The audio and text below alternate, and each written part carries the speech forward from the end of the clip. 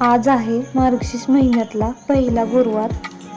गुरुवारची पूजा मांडण्यासाठी आपण चौरंग किंवा पाट स्वच्छ धुवून घेऊ.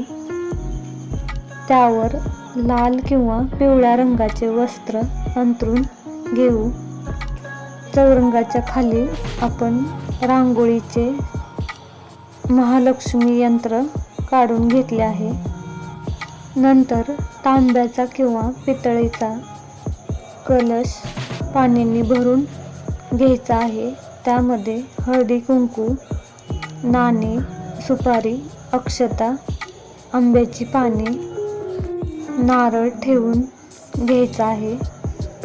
नंतर कलशावर कुंकाचे स्वस्तिक काढून घ्यायचे आहे.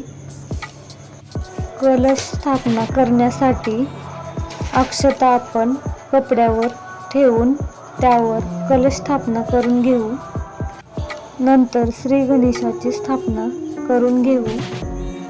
त्यानंतर लक्ष्मी देवीची प्रतिमा किंवा मूर्ती असेल तर त्याचीही पूजा करून घेऊ. नंतर गजलक्ष्मीची स्थापना करून घेतली आहे.